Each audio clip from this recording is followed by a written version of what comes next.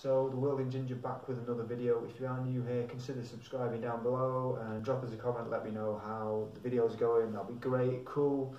Alright, so today's video is focused on Lisbon, in particular Lisbon 2020, November 2020 now. How to pay bills. It's an interesting one. I thought it'd be quite straightforward. If you don't have a Portuguese bank account, basically, if you've got a Portuguese bank account, you then belong to the multi-banco banking system, which you can do a lot of things from the cash machines. You can put money in, you can pay other people, you can pay pretty much any bill you can think of, and you can make international transfers. So without that, what do you do? Well, there's a few options to pay the bill. Like I've got a gas bill here, which is surprisingly small for a month, €7 in fact.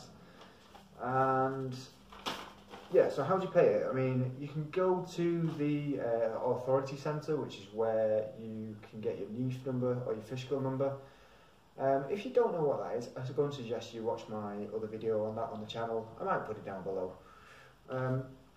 So you can go to there, that's kind of like the finance office. You can go to a place called CTT. Now, I walked past that and it looks like a bank, but it's more of a kind of post office-y bank thing. And then there's also pay shops, which are like agents. So you think of like, trying to think of the example in England, like basically someone has a terminal and then you go to the newsagents or the little shop, they scan the barcode for you there and you give them the money. So that would be a good option if you don't have a Portuguese bank account. The thing I'm finding with that is to try and find these pay points or pay shops. It's difficult, it's tricky because the website doesn't work. You know, there's a kind of a store locator, doesn't work. So I just kind of walked around and happened to find one, which is good.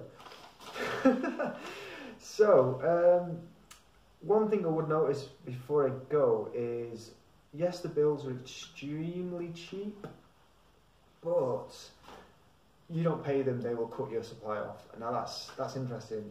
Even though it's €7, you know, this bill was due on the 30th, so probably nearly about 2 weeks ago. So they're already straight away being like, you know, we're going to cut your supply off, and yeah, they ain't messing. They ain't messing. But yeah, I forgot about it, and it's kind of interesting. Another thing that I should point out as well, I noticed that someone else's name's on the bill. I mentioned it to the landlord. I said, like, you know, who is this? Because he got in touch with me and said, look, you know, I've had this notification that your bill's overdue, can you pay it? And I was thinking, I don't know what you mean. And I went, oh, do you mean this letter? And he was like, yeah. I said, okay, do I not need to register my name on that bill because I live here and I'm paying the bills? And he said no.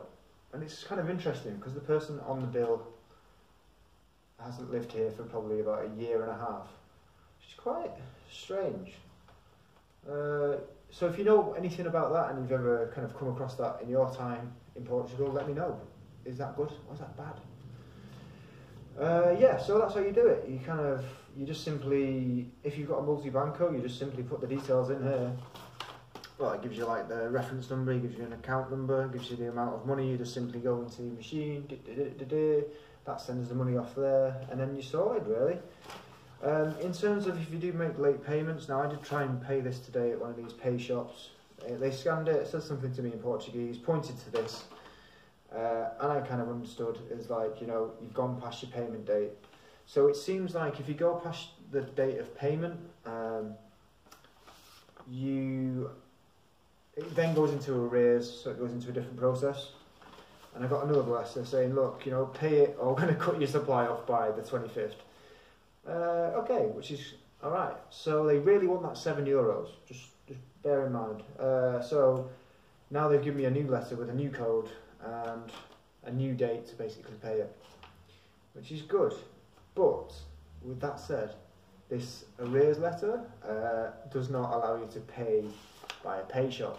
So if you don't have a multi-banco, you don't have anybody who has access to a multi-banco, and you do go in arrears with the bill, then unfortunately you're probably going to have to contact your landlord or your landlady and say, look, can you pay this bill for me?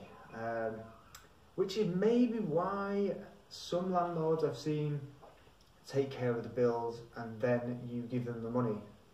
That would make sense. That would make sense.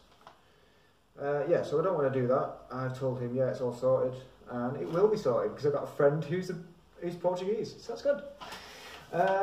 All right, yeah, that was it. Little video. I'm gonna head off. Got work to do. Until the next one, subscribe, comment. Yeah, just do whatever you want. Cool. See you later. Bye.